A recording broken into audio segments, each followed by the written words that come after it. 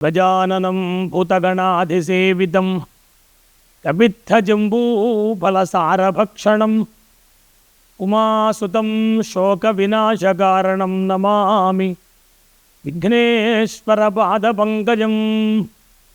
శరణం కరవాణి శర్మదం ఏ చరణం వాణి చరాచరోపజీవ్యం.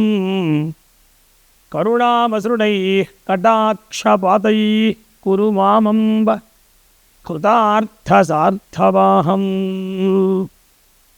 వందే గురుపదద్వంద్వమవాంగ్మానసగోచరం రక్తశుక్లప్రభామిశ్రమతర్క్యం త్రైపురం. అవిద్యానాం అంతస్తిమిరమిహిరద్వీపనగరీ జడానాం చైతన్యస్తవగమకరందశ్రుతిశరీ.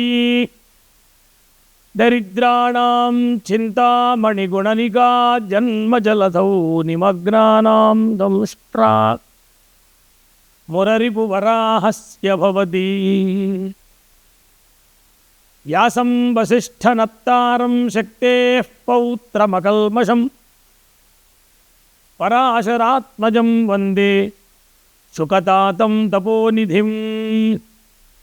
వ్యాసాయ విష్ణురూపాయ వ్యాసరూపాయ విష్ణవే నమో వై బ్రహ్మనిధయే వాసిష్ఠాయ నమో నమః. అచతుర్వదనో బ్రహ్మా ద్విబాహురపరో హరిః అఫాలలోచన శంభుర్భగవాన్ బాదరాయణః. శుభమస్తు. అలాగే శ్రోతలకి అందరికీ కూడా నేడు గురు పూర్ణిమ సందర్భంగా అందరికీ శుభాకాంక్షలు శుభాశీస్సులు తెలుపుడు చేస్తూ, ఈనాడు గురు పూర్ణిమ అనేటువంటి పేరుతోటి, అలాగనే వ్యాస పూర్ణిమ, జ్ఞాన పూర్ణిమ, ఇలా అనేక పేర్లతోటి వ్యవహరింపబడేటువంటి రోజు ఆషాఢమాసంలో వచ్చేటువంటి పూర్ణిమ వ్యాస పూర్ణిమగా పూర్వం నుంచి కూడా పెద్దలు మనకి చెప్పి ఉన్నారు. లోకంలో ఉండేటువంటి సమస్త జనులు కూడా ఈ గురు పూర్ణిమ రోజున వారి వారి యొక్క సంప్రదాయం ప్రకారంగా గురువులను సేవించుకునేటువంటి గొప్ప కాలం. ఎందుకనంటే ప్రతి మనిషికి గురువు అనేటువంటి ఒక ఆలంబనం ఉండాలి. ఎలాగైతే లోకంలో తల్లి లేకుండా ఎట్లాగైతే జన్మించడం జరగదో ఏ జీవైనా, మనుష్యుడైనా, రోటైనా, అలాగనే గురువు లేకుండా తరించడం అనేటువంటిది జరగదు. గురువు ఎలాంటి వారు అంటే ఒక నౌక లాంటి వారు అని వర్ణిస్తారు. ఏదైనా ఒక సెలయేరు, ఒక నది దాటాలి అంటే ఏదో ఒక మార్గం ఉండాలి వెళ్ళడానికి. తెప్ప అంటాం, నావా అంటాం. అందుకని అమ్మవారిని ఒక చోట వర్ణిస్తూ నావే వసింధుందురితాత్యగ్ని, దుర్గాపరదేవతను చెప్తూ అమ్మవారి యొక్క పాదములు ఎలాంటివి అంటే ఆశ్రయించిన వాళ్ళకి నావైవా అన్నారు. అంటే ఈ సంసార సముద్రాన్ని దాటాలి అంటే భగవంతుని యొక్క ఆలంబనం ఉండాలి అని చెప్తారు. అందుకనే అమ్మవారి యొక్క పాదాలను ఆశ్రయించండి అని చెప్తారు. ఇక్కడ అమ్మవారా అయ్యవారా అని కాదు, గురు. అమ్మవారికి కూడా గురుమండల రూపిణి అని ఒక పేరు కూడా ఉంది. గురుమండలము అని ఉన్నది మన శరీరంలోనే. ఆ మండలమునందు ఆశ్రయించి ఉన్నది, ఆశ్రయించిన వారిని అనుగ్రహించేటువంటిది తల్లి గురుమండలం. అందుకనే మనం ఇప్పటికి కూడా గురు బ్రహ్మ, గురు విష్ణు, గురుర్దేవో మహేశ్వర, గురు సాక్షాత్ పరం బ్రహ్మ తస్మై శ్రీ గురవే నమః అని ఈ యొక్క శ్లోకాన్ని రానివారు ఎవరు ఉంటారు లోకంలో. గురువు ఎలాంటి వారు అంటే బ్రహ్మ, విష్ణు, శివ ఈ మూడు దేవతల యొక్క అంశ గురువు యందు ఉంటుంది. అందుకనే గురు పాదములు అని వర్ణిస్తారు. గురుపాదుకాభ్యాం నమః, శ్రీచరణాభ్యాం నమః అంటారు. అందుకనే ప్రతి విషయం కూడా ఆరంభించేటప్పుడు శ్రీ గురుభ్యో నమః హరి ఓం. వేదం కానీ, శాస్త్రం కానీ, ఇతిహాసములు కానీ, పురాణములు కానీ ఏది మనం ఆరంభించినా కూడా ఆ గురువు యొక్క నామాన్ని ఉచ్చరించి గురు పాదములను మనస్సులో ధ్యానించి అటుపైన ఆరంభం చేయండి అంటారు. కాబట్టి ఇక్కడ శివయేవ గురువు అంటారు. గురువు ఎవరయ్యా అంటే శివుడే, సాక్షాత్ జ్ఞానస్వరూపుడైనటువంటి వారు. శివావతారమే గురువు యొక్క అవతారము అని వర్ణించారు. మనకి లోకంలో కనీసం ఒక్క అక్షరమైనా మనం అధ్యయనం చేసి ఉంటే, ఒక్క అక్షరం, పాఠమంతా కాదు, లేక ఎన్నో శాస్త్రాలు వేదాలు కూడా కాదు, కనీసం జీవితంలో ఒక అక్షరమైనా చెప్పినటువంటి వ్యక్తి, ప్రతి వ్యక్తి కూడా మనకు గురువే. ఇంకొకటి చాలా ఇందులో గమ్మత్తు ఏంటంటే, ప్రతి వ్యక్తి కూడా నేను గురువుని అనుకున్నాడు అంటే ఇంకా తనకు ఎవరు చెప్పరు ఇంకేమీ కూడా. నేను ఎప్పుడూ సదా శిష్యుడినే అనే భావంతో కనుక ఉంటే మన అందరినీ కూడా గురువుగా భావించే అవకాశం మనకు. ఇప్పటికి కూడా ఎంతోమంది పెద్దలు గురువు అంటే ఒప్పుకోరు. నేనేనయ్యా అందరికంటే చిన్నవాడిని అని తాను తక్కువగా అనుకుంటూ అందరి నుంచి కూడా తెలుసుకోవడానికి ప్రయత్నం చేస్తూ ఉంటారు. కాబట్టి శంకర భగవత్పాద వారి యొక్క పరంపరలో చెప్పినటువంటి చతురామ్నాయ పీఠములు, అలాగనే కాంచి కామకోటి పీఠము, ఇలాంటి పీఠాధిపతులు, అలాగనే ఇంకా అనేక మంది మహనీయులు, మహర్షులు, అలాగనే కుటుంబ వ్యవస్థలో ఉండేటువంటి సిద్ధపురుషులు, లేక సంసార జీవితంలో ఉండేటువంటి ఉత్తర వయస్కులు, అంటే సుమారు 50-60 ఆ వయస్సు ఉన్న వాళ్ళందరూ కూడా ఈ పూర్ణిమ నుంచి ప్రారంభించి 4 మాసముల పాటు చాతుర్మాస్య దీక్ష అని చేస్తారు. అది కేవలం గురు సంప్రదాయానికి సంబంధించి వ్యాసాది మహర్షులు, అలాగనే శంకర భగవత్పాదుల వంటి జగద్గురువులు, అలాంటి మహనీయులు ఆచరించినటువంటిది అందరికీ ఈవేళ కూడా లౌకిక జీవితంలో ఉండేటువంటి మనబొంట్లు కూడా తప్పకుండా ఆచరించదగినటువంటిది ఏదయ్యా అంటే చాతుర్మాస్య దీక్ష. సంవత్సరంలో ఒక 4 మాసముల పాటు నియమాన్ని పాటించి నియమపాలనతోటి ఆహార విహార నియమాలు చేస్తూ, అట్లాగనే ధ్యానం ప్రధానంగా అందరూ కూడా చేయవలసింది ఏమంటే ధ్యానం చేయాలి. ధ్యానైక గమ్య అంటారు. జ్ఞానం చేత మాత్రమే తెలుసుకోదగినటువంటిది, తెలియబడేది పరతత్వం. జ్ఞానం, ధ్యానం 2 చెప్తారు. ధ్యానం వల్ల జ్ఞానం వస్తుంది, జ్ఞానం వల్ల పరతత్వం తెలుస్తుంది. పరతత్వం తెలిస్తే శాంతి మనకు ఉంటుంది. లోకంలో చూడండి, మాకు శాంతి లేదండి అంటుంటాను.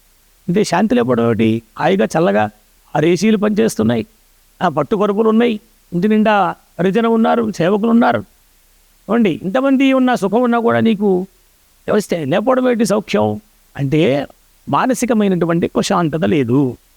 కాబట్టి మనస్సు ఎప్పుడు కూడా స్థిరంగా ఉండాలి, మనస్సును ఎప్పుడు కూడా వశమై ఉంచుకోవాలి. మానసికమైనటువంటి ఆనందాన్ని, ఉల్లాసాన్ని పొందాలి అంటే ఏమి చేయాలి అంటే ధ్యానం చేయాలి. ఈ ధ్యానం చెప్పింది ఎవరు లోకంలో అంటే గురువే చెప్తారు. లోకంలో ఏ విద్య చెప్పినా కూడా లౌకిక వ్యవహారంలోకి వచ్చిన అలౌకిక వ్యవహారమైనటువంటి వేదము, శాస్త్రము, పురాణములు, మంత్రదీక్షలు ఇలాంటివన్నీ చెప్పినా, ఏమి చెప్పినా కూడా గురు లోకం మరి వర్ణిస్తుంది. గురువు లేకుండా పుట్టిన జ్ఞానాన్ని పొందిన వారు లేరు. ఎవడైనా లోకంలో నాకు నేనే శక్తిమంతుడండి, శక్తి ఇచ్చేస్తానండి, శక్తిపాతం చేస్తానండి, లేకపోతే ఇంకేదో చేస్తానండి అంటే నాకు నేనంటే సాధ్యం అవుతుంది. గురువు ఉండాలి. అలాగనే నా గురువు లేకుండా నేను గొప్పవాడిని అయ్యాను అనడానికి వీల్లేదు. ఎలాంటిదంటే తల్లి లేకుండా నేను పుట్టానండి అలాంటిది అనమాట. తల్లి లేకుండా ఎట్ట పుడతావు? కాబట్టి తల్లి లేకుండా జననం లేదు, గురువు లేకుండా జీవనం లేదు. కాబట్టి ప్రతి వ్యక్తికి గురువు అనేటువంటి వారు ఉండాలి. ఆ గురువుని నీ ఇష్టం ఎలా భావిస్తావో. ఎవరైనా కూడా గురువు శబ్దానికి అర్థం ఏమిటంటే గురువు లఘు అంటాం. లఘు అంటే చిన్నది, గురువు అంటే పెద్దదే. ఆ గురు శబ్దంలోనే గుకారో అంధకారస్య రుకారస్తన్నివర్తక అంధకార నిరాసిత్వాత్ గురురిత్యభిధీయతే అని చెప్పి 2 అక్షరాలు గు. గురు అంటే ఏమిటంటే అంధకారంలోంచి వెలుగు వైపు, కాంతి వైపు, మంచి మార్గం వైపు నడిపించేటువంటి వారు గురువులు. అలాంటి లోకంలో ప్రతి వ్యక్తికి ఉంటుంది. ఒకరు ఉండొచ్చు, 10 మంది ఉండొచ్చు. ఎందుకంటే ఒకే విద్య ఒకరి దగ్గర మనం చెప్పుకోం. వేదం ఉంది, శాస్త్రం ఉంది, ఇంకా రకరకాలైనటువంటి ఉపవిద్యలు ఉన్నాయి. వీటన్నిటిని కూడా అధ్యయనం చేయాలంటే ఒక్కొక్కరి దగ్గర మనం అధ్యయనం చేయవలసి ఉంటుంది. ప్రతి వ్యక్తి గురువే. లౌకిక వ్యవహారంలో కూడా ఒకే వ్యక్తి ఒక పాఠశాలలో, కళాశాలలో చదువుతున్నాడంటే సబ్జెక్టుకి 2-3 చొప్పున గురువులు ఉంటారు, ఒకరు కాకుండా. అలాంటప్పుడు అందరూ గురువులే, స్త్రీలు కాదు, పురుషులు కాదు, అందరూ కూడా. గురు శబ్దానికి అర్థం. మనం ఎవరైతే చక్కగా విద్య చెప్పారో, విద్యా గురువులు వేరు, జ్ఞాన గురువులు వేరు, మంత్ర ఉపాసన ఇచ్చిన గురువులు వేరు. వీళ్ళందరూ కూడా ఒక్కొక్క స్థాయిలో ఒక్కొక్క మనిషికి పరిచయం అవుతూ ఉంటారు. తన స్థాయి పెంచుకున్న కొద్దీ తాను ఎదుగుతా చేసుకుంటూ ఉంటే, ముందు అడుగు వేస్తూ ఉంటే జ్ఞానప్రదంగా ఒక్కొక్క స్థితిలో, ఒక్కొక్క కాలంలో ఒక్కొక్క గురువు గారు తారసపడుతూ ఉంటారు. మనం అన్వేషణ చేసుకోవాలి. అన్వేషణ చేస్తే మనకు లభించేటువంటిది ఏదయ్యా అంటే ఈశ్వరుని యొక్క అనుగ్రహం గురు రూపంగా అనుగ్రహింపబడుతుంది అని చెప్పారు. మన సాధన చేస్తూ ఉంటే, మన సాధన మంచిది గొప్పది అయితే, నిష్కళంకంగా ఉంటే సాధన కనుక, ఆ సాధనా కాలంలో ఈశ్వరుడే తాను గురు రూపాన్ని ధరించి వచ్చి మనకు మార్గాన్ని చూపిస్తారు అని ఎన్నో చోట్ల పురాణ కథల్లో ఉంది. కాబట్టి ప్రతి మానవుడు కూడా పొందవలసింది ఏమి అంటే జ్ఞానము పొందాలి. కాబట్టే ఈవేళ వ్యాస పూర్ణిమ, జ్ఞాన పూర్ణిమ అని కూడా చెప్పారు. వ్యాస పూర్ణిమ అంటే వ్యాస మహర్షి అవతరించినటువంటి కాలం ఇవాళ, ఆషాఢ శుద్ధ పూర్ణిమ. కాబట్టి వ్యాస పూర్ణిమ అన్న. కాబట్టి ఈ రోజున వ్యాసరూపంగా సర్వే వ్యాస సమా గురవ, గురువులందరూ కూడా వ్యాససములే అని వర్ణిస్తారు. కాబట్టి ప్రతి వ్యక్తి కూడా ఈవేళ రోజున, అంటే ఇవాళ బుధవారం వచ్చిందనుకోండి, గురువారం వస్తే ఇంకా బాగుండేది. కానీ గురువారం వచ్చినా, బుధవారం వచ్చినా, ఆదివారం వచ్చినా పూర్ణిమ పూర్ణిమే. కాబట్టి పూర్ణిమని ఏమన్నారు? పూర్ణమైనటువంటి కాలం. మాసంలో పూర్ణిమ మధ్య రోజు వస్తుంది మనకి. అంటే ఏమిటి? ఇటు 14 రోజులు, తర్వాత పూర్ణిమ, అట్నుంచి 14 రోజులు, మధ్యలో పూర్ణిమ, అమావాస్య లాంటిది. కాబట్టి పూర్ణిమ అంటే చంద్రకళలు పరిపూర్ణంగా లోకానికి అందించేటువంటి కాలం. పూర్ణంగా ఉంటాయి షోడశ కళలతోటి. ఆ చంద్రుడు ప్రకాశిస్తాడు పూర్ణిమ నాడు, అమృత కిరణాలను అనుగ్రహిస్తాడు. అలాగనే గురువు యొక్క అనుగ్రహం కలిగితే మన యందు అమృత ప్రసారం జరుగుతుంది. ఆయన కళ్ళ నుంచి దీక్ష ఇచ్చేవాడు ఉన్నారు లోకం. కాబట్టి వాక్కు చేత దీక్ష ఇస్తారు. కేవలం మనిషిని చూచి దీక్ష ఇచ్చే సంప్రదాయం ఉంది లోకంలో, అనుగ్రహ దీక్ష. పూర్వం శంకర భగవత్పాదుల వారు ఒకానొకప్పుడు శిష్యులకి, అలాగనే ఆయన దక్షిణామూర్తి స్వరూపంగా కూడా చెప్తారు. ఆది గురువు ఎవరయ్యా అంటే పరమేశ్వరుడు. అందులో చెప్తారు, నారాయణం పద్మభువం వశిష్ఠం తత్పుత్ర శక్తించ పరాశరంచ వ్యాసం శుకం గౌడపదం మహాంతం అని చెప్పి వరుసగా చెప్తారు మనకి. దాంట్లో గోవింద యోగీంద్ర మథాస్య శిష్యం. చూడండి, సంప్రదాయంలో వ్యాస మహర్షి ఎక్కడున్నారు అక్కడ? ఎంతమంది వరుస వెనక వెళ్ళిన తరువాత వ్యాస మహర్షి వచ్చారు. ఈ వ్యాస పూర్ణిమ ఇవాళ వ్యాసుల వారికి కూడా ఎంతోమంది గురువులు ఉన్నారు. వ్యాసులు జగద్గురువు. ఒకరిలో 3 గురువులు ఉన్నారు, జగద్గురువులు అని చెప్తారు పీఠాధిపతులు. జగద్గురువులు చెప్పిన మాటే. ఎవరయ్యా వారు అంటే మొట్టమొదటిగా కృష్ణ పరమాత్మ. కృష్ణం వందే జగద్గురుం అంటాం. అంటే కృష్ణ పరమాత్మ సాక్షాత్తు దేవదేవుడు. కృష్ణస్తు భగవాన్ స్వయం అని, భగవంతుడే కృష్ణ పరమాత్మ. ఆయన గీతోపదేశం చేశారు. భగవద్గీత అంటే భగవంతుని యొక్క వాక్కు. భగవద్గీత కలిగిన వారు ఉన్నారు లోకంలో. మనందరికీ కూడా, భారతీయులకి, ఆధ్యాత్మిక ప్రపంచానికి అంతకీ కూడా పరిచయమైనటువంటి గ్రంథం ఏదయ్యా అంటే భగవద్గీత. అంటే దేవుని యొక్క వాక్కు. అందులో ఎన్ని విషయాలు! 18 అధ్యాయినీం అంబ త్వామనుసందదామి భగవద్గీతే భవద్వేషేణే. మన ఈ సంసారాన్ని దాటాలి అంటే భగవద్గీతని తప్పక చదవాలి. అట్లాగే ప్రతి విషయానికి కూడా దాంట్లో సమాధానం దొరుకుతుంది. అట్లాంటి భగవద్గీతను ఉపదేశం చేసినటువంటి గీతాచార్యుడు ఆయన జగద్గురువు. తరువాత కాలంలో ఎవరయ్యా అంటే వ్యాస మహర్షి జగద్గురు. తరువాత కాలం తరువాత శంకర భగవత్పాదుడు జగద్గురు. ముగ్గురండి జగద్గురువులు. తర్వాత మిగతా అందరూ కూడా వీరికి సంబంధించిన వారే అవుతారు లోకం. తర్వాత గురుల పరంపర అంతా, గురులోకం అంతా కూడా వీరు. అట్లాగనే మొట్టమొదటిగా పరమేశ్వరుడు దక్షిణామూర్తి స్వరూపంగా కూడా గురు రూపంగా అవతరించారు. చిత్రం వటతరోర్మూలే వృద్ధా శిష్య గురుర్యువ గురోస్తు మౌనం వ్యాఖ్యానం శిష్యాస్తు ఛన్న సంశయ. మౌనముద్రలో ఉంటారు. మౌన వ్యాఖ్యా ప్రకటిత పరబ్రహ్మతత్వం యువానం పరిశిష్టాంతే వసదృషిగణై ఆవృతం బ్రహ్మనిష్టై ఆచార్యేంద్రం కరకలిత చిన్ముద్రమానందమూర్తిం స్వాత్మారామం ఉదితవదనం దక్షిణామూర్తిమీడే. ఆచార్యేంద్రం అంట. ఆచార్య లోకానికంతకి కూడా మూర్ధంజుడు ఆయన దక్షిణామూర్తి. స్మార్త శైవ సంప్రదాయంలో దక్షిణామూర్తి గురువైతే, వైష్ణవ సంప్రదాయంలో హయగ్రీవస్వామి గురువుగా చెప్పారు. జ్ఞాన ప్రదాతలు వీరిద్దరు కూడా. ఏది ఎవరైనప్పటికీ కూడా ఆయన శివావతారం అయితే ఈయన విష్ణావతారం. అంటే శివకేశవులే లోకాన్నంతని నడిపించారండి. ఎంత అద్భుతమైనటువంటి విషయం.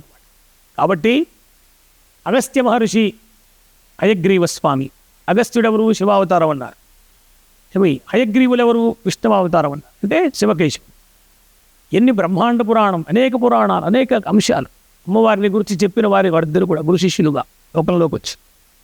కాబట్టి గురువు అనేటువంటి వ్యక్తి లోకంలో ఎప్పుడూ జీవించే ఉన్నారు.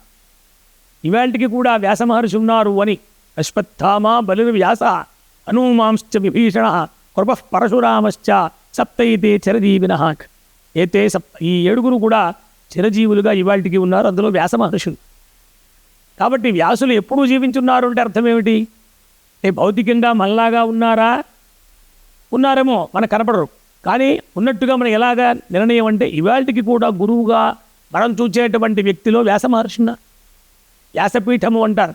ఈ ఉపన్యాసం చెప్పేటప్పుడు, పురాణం చెప్పేటప్పుడు, వేదం చదువుకునేటప్పుడు వ్యాసపీఠం అని పేరు దాన్ని మీ పుస్తకం పెట్టుకుని కూర్చుని శ్రద్ధగా భగవద్గీతో భాగవతమో ఏదో చెప్తారు, వేదమో. దానికి వ్యాసపీఠము అని పేరు. అంటే వ్యాస సంప్రదాయంలో పీఠం అన్నమాట.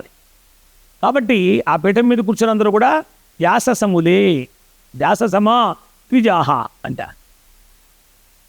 ఒక గ్రహణకాలం వస్తే గ్రహణంలో సర్వే వ్యాస సమాద్విజాహ, సర్వం గంగా సమంతోయం సర్వే వ్యాస సమాద్విజ అంటారు. ఒక గ్రహణకాలంలో బ్రాహ్మణులందరూ కూడా వ్యాస సములే అని వర్ణిస్తారు. ఎవరికైనా దానం ఇవ్వచ్చు. ఇక్కడ వ్యాస మహర్షి ఎప్పుడు చిరజీవిగా ఉంటారు అంటే ఆయన మహానుభావుడు.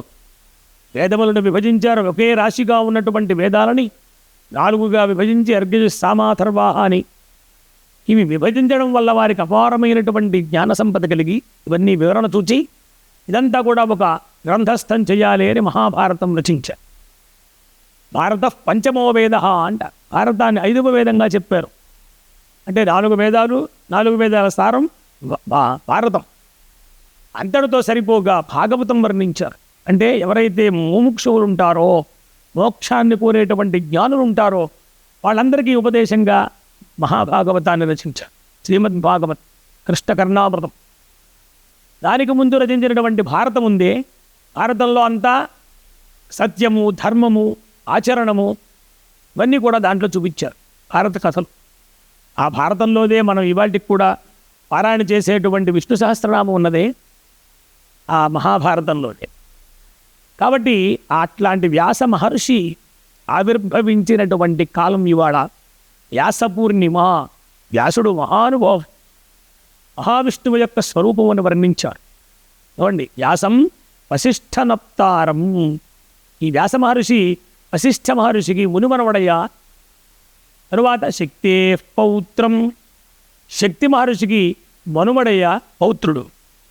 చూడండి, శక్తే పౌత్రం అకల్మషం, ఎటువంటి కల్మషము లేటువంటి వాడు, దోషమైన లేనటువంటి వాడు. తర్వాత పరాశరాత్మయం, పరాశర మహర్షికి కుమారుడు. శుకతాతం, శుక మహర్షికి తండ్రి. తపోనిధిం అంటారు. మహాతపస్వి తపోనిధి అయిన ఆ తపస్సు అసలు ఎవరికి లోకంలో ఉంది? సాక్షాత్తుగా భగవానుడే. కాబట్టి లోకంలోకి వచ్చి ఈ యొక్క సాధనా మార్గాన్ని మనకు చూపించి, భక్తి మార్గాన్ని చూపించి, వేదాంత మార్గాన్ని చూపించి, జ్ఞాన మార్గాన్ని చూపించి, ఎవరెవరు ఏ మార్గంలో వెడితే వాళ్ళకి సౌఖ్యము ఆయా మార్గాలు అనేకం చెప్పారు. ఎందుకంటే అందరూ ఒకే స్థాయిలో ఉండరు, ఒకే స్థితిలో ఉండరెవరు కూడా. ఆయా వ్యక్తికి ఉండేటువంటి పూర్వ కర్మానుసారంగా వాడి బుద్ధి ఉంటూ దాని ప్రకారం వాడు నడుస్తూ ఉంటాడు. కానీ నడిచేవాడు ఏమి సాధించాలి అంటే మోక్షాన్ని సాధించాలి, జ్ఞానం సాధించాలి, ఐహికంగా సమస్తమైన సౌఖ్యములు అనుభవించాలి. ధనము కావాలి, గృహములు కావాలి, ఆ వాహనములు కావాలి, అన్నీ కావాలి, సుఖాన్ని పొందాలి. ఇంతటితో సమాప్తి కాదుగా మానవ జన్మ. కాబట్టి రాబోయేటువంటి కాలం ఏదయ్యా అంటే జ్ఞానం. జ్ఞానాదేవతు కైవల్యం చెప్తారు. జ్ఞానం ఉంటేనే నీకు కైవల్యం కలుగుతుంది, అంటే మోక్షం కలుగుతుంది. ఆ మోక్ష మార్గాన్ని చెప్పింది ఎవరు అంటే మహర్షులు చెప్పారు. అందున వ్యాస మహర్షి ప్రత్యేకంగా ఇవాళ వ్యాస పూర్ణిమ నాడు ఎవరు కూడా ఒట్టినే ఉండకూడదు. వారి గురువుల్ని తప్పక సేవించాలి. అది గురువు ఎవరైనా సరే, నువ్వు కాలేజీలో చదువుకున్నావా, బడిలో చదువుకున్నావా, గుడిలో చదువుకున్నావా, పాఠశాలలో చదువుకున్నావా, ఏం చేసినా సరే నీకంటూ గురువు ఉన్నారు కదా. ఆ గురువుని ఈవేళ రోజున భౌతికంగా ఉంటే తప్పక వెళ్ళి కలవాలి, కాళ్ళ మీద పడి. వారికి వస్త్రమో లేక ఫలములో లేక సువర్ణమో ఏది అవకాశం ఉంటే నీకు అది ఇవ్వాలి, వారికి సమర్పణ చేయాలి. అన్నిటికంటే గొప్పది ఏమిటయ్యా అంటే భక్తితో సమర్పణం చేయాలి. భక్త్యా యోమే భక్త్యా ప్రయత్. భగవంతుడికి ఏమిచ్చే కోటిపత్రి పూజ చేసేవా అని కాదు అక్కడ. ఒక దళం వేసిన ఈశ్వరుడి మీద భక్తితో చేసేవా లేదా అది చూస్తాడు. కాబట్టి భక్తి ప్రధానంగా, వినయ ప్రధానంగా ప్రతి వ్యక్తి కూడా గురువుని సేవించేటువంటి కాలం గురు పూర్ణిమ. గురు పూర్ణిమ అంటే చాలామంది రకరకాలుగా ఆలోచిస్తుంటారు, కానీ అట్లా కాదు. కేవలం ఇవాళ గురు పూర్ణిమ అంటే వ్యాస మహర్షి ఉద్భవించినటువంటి రోజు.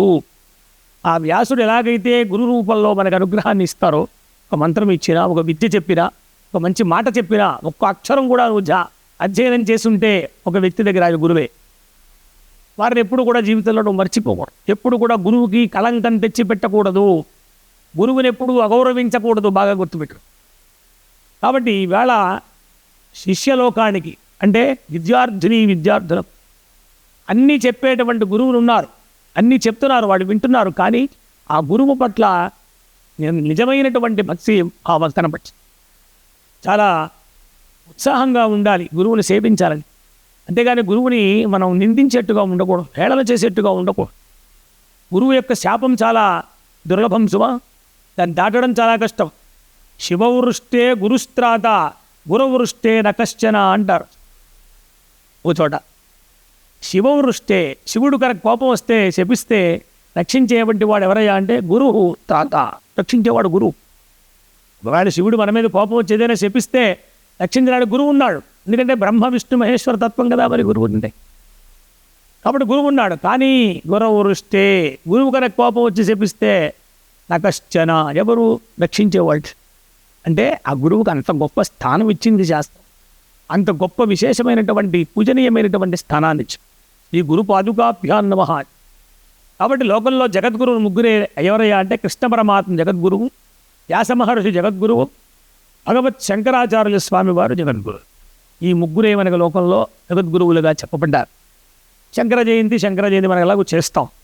అలాగనే కృష్ణ జయంతి, భగవద్గీత ఆవిర్భవించిన రోజు, ఆ కృష్ణ పరమాత్మ పుట్టినరోజు కృష్ణాష్టమి చేస్తాం జగద్గురువుగా.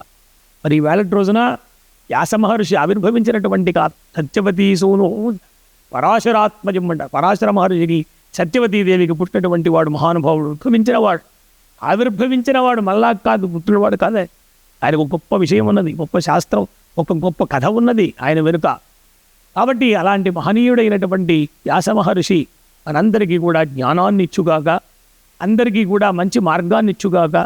ఎవరెవరైతే ఈ రోజున గురు సంస్మరణం చేస్తారో, గురువుని చక్కగా సేవిస్తారో, గురు పూజ చేస్తారో, వాళ్ళందరికీ కూడా చక్కటి అద్భుతమైనటువంటి జ్ఞానాన్ని, ఐశ్వర్యాన్ని, విద్యలని అన్నీ కూడా ఇచ్చి ఆయన అనుగ్రహించాలని కోరుకుంటూ ఉన్నాం.